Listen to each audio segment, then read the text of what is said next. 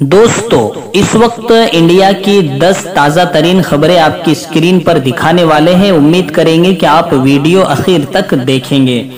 नाज़रीन, पहली अहम खबर जो इस वक्त हमारी निगाहों के सामने है कि मोदी चीन पर खामोश क्यों है। जी हां नाज़रीन, वायनाड में राहुल गांधी ने प्रेस कॉन्फ्रेंस करते हुए बड़ा अहम मुद्दा उठाया। उन्होंने कहा कि सरहद की हिफाजतों से हमारी हिफाजत है, लेकिन इतने बड़े मसले पर मोदी कुछ नहीं बोल रहे हैं। उन्होंने हवाला दिया कि लॉकडाउन के चलते मोदी ने 7वीं मर्तबा आवाम से बात की, लेकिन कभी चीन पर नहीं बोले।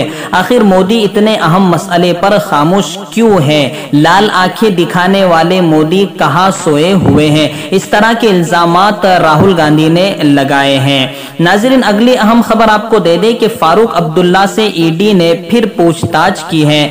जी हां नाज़रीन, जम्मू कश्मीर क्रिकेट एसोसिएशन में सन 2012 में घपले की तहकीकात कर रही ईडी ने फारूक अब्दुल्ला से फिर पूछताछ की है, जिस पर नेशनल कॉन्फ्रेंस बरहम हो गई है और ये कहा है कि ये इंतकामी सियासत हो रही है। नाज़रीन, आपको बता दें कि जब से जम्मू कश्मीर की तमाम पार्टियां मुत्तहिद हुई है कि 370 का दर्जा हमें फिर से बहाल करना है, उसके लिए सारी पार्टी एक जगह पर आई है, तो उसके बाद ही से फारूक अब्दुल्ला पर ईडी ने शिकंजा कसा है। इस तरह का इल्जाम नेशनल कॉन्फ्रेंस ने लगाया है।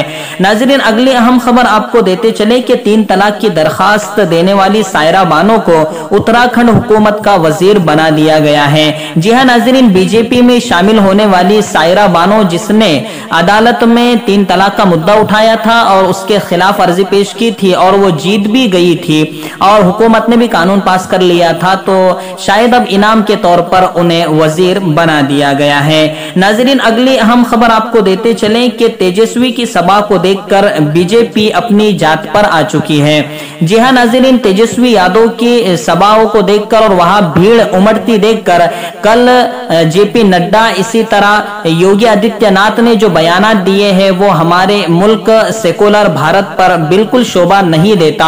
उन्होंने जात पात की राजनीति फिर से शुरू की है और दिल्ली के इलेक्शन से इबरत हासिल नहीं की है। दिल्ली के इलेक्शन में भी इसी तरह जात पात का भाषण दे देकर कामयाब नहीं हो पाए थे। शायद बिहार में भी ऐसा ही कुछ होने वाला है। नाज़रीन, अगली अहम खबर आपको देते चले कि आप ही पुलिस वकील जज है तो हम किस लिए बैठे हैं। जी हां नाज़रीन, रिपब्लिकन टीवी के वकील को ये जज ने सुनाया है। उन्होंने कहा कि रिपब्लिकन टीवी ने सिर्फ रिपोर्ट पेश की है, सुशांत सिंह राजपूत के बारे में कोई गुनाह नहीं किया है। तो अदालत ने कहा है कि रिपोर्टिंग इस तरह नहीं की जाती कि आप किसी भी मुद्दे को एक साइड से बयान करते चले जाए। अर्नब गोस्वामी ने सीधा कह दिया कि सुशांत सिंह राजपूत का कत्ल हुआ है, जबकि अभी तक पूरी तहकीकात नहीं हो रही है। तो जज ने कहा कि अगर आप ही वकील और जज है तो हम यहाँ किस लिए बैठे हैं। ये कहीं ना कहीं रिपब्लिकन टीवी के चेहरे पर एक जोरदार तमाचा है। नाज़रीन, अगली अहम खबर आपको देते चले कि महाराष्ट्र में बीजेपी को लगा बड़ा झटका। जी हां नाज़रीन, वजीर रह चुके बीजेपी के खुड़से ने एकनाथ खुड़से ने इस्तीफा दे दिया है और आज एनसीपी में शामिल होने जा रहे हैं। उन्होंने कहा है कि देवेंद्र फडणवीस की वजह से मैं इस्तीफा दे रहा हूं। नाज़रीन, अगली अहम खबर आपको देते चले कि पंजाब हुकूमत लोगों को बेवकूफ बना रही है।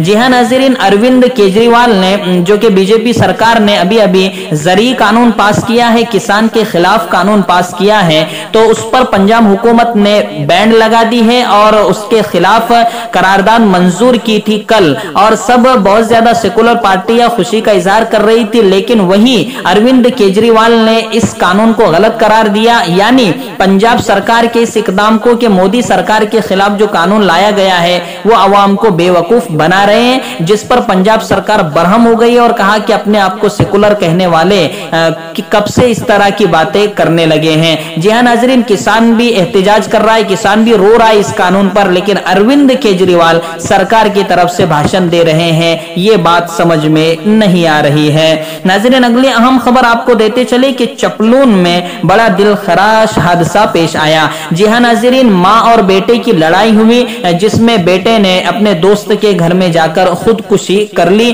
और अपनी जाफरी के सुपुर्द कर दी। जी हां नाज़रीन, ये कहीं ना कहीं दुखद वाकया है कि मां बेटे का झगड़ा मामूली सा झगड़ा हुआ करता है, लेकिन बच्चे ने उसी को लेकर खुदकुशी कर ली है।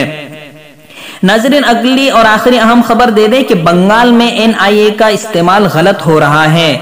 सिद्दीकुल्लाह जो कि इस वक्त वहां की सरकार के, ममता बनर्जी सरकार के वजीर हैं, उन्होंने ये बयान दिया है। आपको बता दें कि अलकायदा से ताल्लुक रखने के इल्जाम में 6 नौजवानों को बंगाल से गिरफ्तार किया गया था। तो उसी के तनाजुर में सिद्दीकुल्लाह ने कहा है कि NI जो कि एक बाइज्जत वकार रखती है, वो अपने फराइज का गलत इस्तेमाल कर रही है। हम उम्मीद करेंगे कि इस तरह से वो सियासत का आलयकार न बने और अपने फराइज को सही तरीके से अंजाम देते रहें। नाज़रीन, इसी तरह की बेबाक, लाजवाब और दिलचस्प खबरें पाने के लिए हमारे यूट्यूब चैनल बेबाक न्यूज लाइव से जुड़ जाइए, सब्सक्राइब कर दीजिए, लाइक कीजिए और अपने दोस्तों को इस चैनल से जरूर बाखबर कीजिए।